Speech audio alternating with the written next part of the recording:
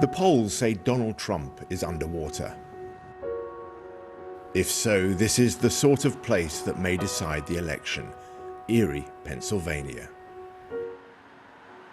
Erie County was pivotal in the 2016 election. It's a blue county that ended up voting for Donald Trump against all odds. This rock-solid Democrat county helped tip the state towards Trump, and with it, the presidency. The Fox News decision desk has called Pennsylvania for Donald Trump. This means that Donald Trump will be the 45th president of the United States. Winning Pennsylvania was one of the reasons that Donald Trump won the presidency. So he really changed the dynamics here.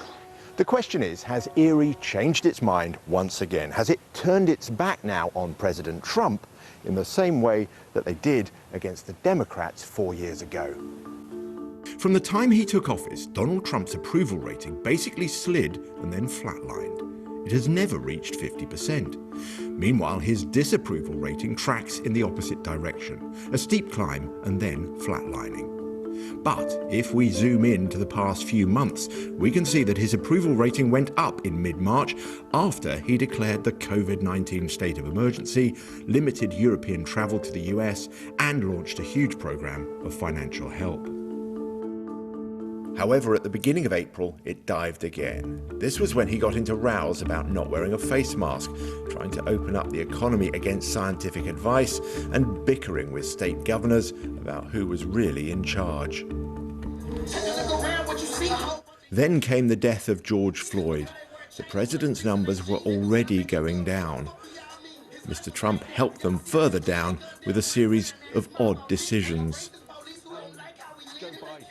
For Pennsylvania Republican Party strategist Chris Nicholas, it's been exasperating watching the president mishandle the crisis. The president sometimes, fumbles when he doesn't even need to be, playing in that game. I think his problems began when they used so much force to clear out Lafayette Square when he went to the church, the Episcopal Church, and awkwardly held up that Bible and tried to seem like he was a strong man in charge. And I think that's when some people started to, wonder, why was he trying to do this? One of those wondering is lifelong Erie Republican Judy Nelson. She spends her days sewing face masks for the local hospital, but she can't see herself voting for Donald Trump in November. I hate his attitude. I hate the way he treats people. I hate the way the name calling. There's no need for that. It just makes him look ignorant, and I think ignorance isn't what we need in this country. We need to bond, and that is not a bonding personality. And it seems Judy is not alone. Mercyhurst University in Erie has been tracking voter sentiment about Trump since his inauguration, regularly polling the electorate. What they've found suggests that the president may be in big trouble here. What we found in Erie County is that voters are very positive when it comes to their evaluation of Donald Trump's handling of the economy, but they're not at all approving of the job he's been doing as president. And I think this is something that's really unusual. Normally these two things track together, but in this case they're not. I expect that if things continue the way they are, that Donald Trump probably will be experiencing some difficulties here in Erie County, given all that has happened with a pandemic, with an economic downturn, and now with widespread social unrest.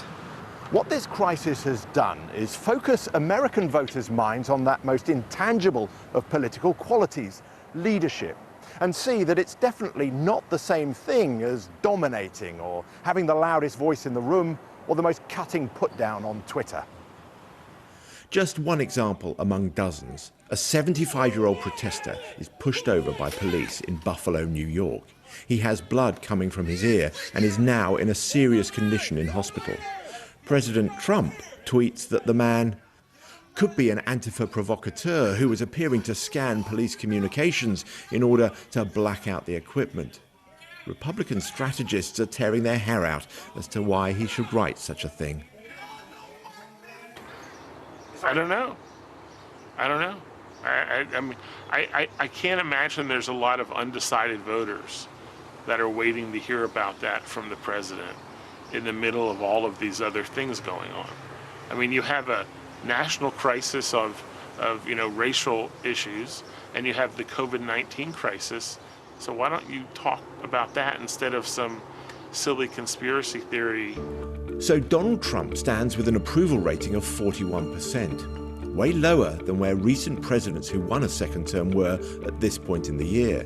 Barack Obama and George W. Bush were on 47%. Bill Clinton was on 53% and Ronald Reagan on 55%. Meanwhile, the two modern presidents who were on 41% at this point, Jimmy Carter and George H.W. Bush, well, of course, both of those lost the coming election. So does that mean that the Democratic Party nominee, Joe Biden, has it in the bag? Good afternoon, everyone. Well, many voters, like Judy Nelson, have concerns about his ability to do the job. People don't know what to do. They don't like Trump. They're afraid of taking and voting for Biden because Biden's looks have kind of changed, that there could be maybe a medical problem. I think it all depends upon who Biden selects as his vice president as to the outcome of his election. And if he was 20 years younger? If he was 20 years younger, I probably would vote for Biden. You would? Yes. Joe Biden also has to manage his party. There are many Democrats who want to present the electorate with a much more radical vision. As a result of the killing of George Floyd, the movement to defund or even abolish the police is gaining traction among Democrats.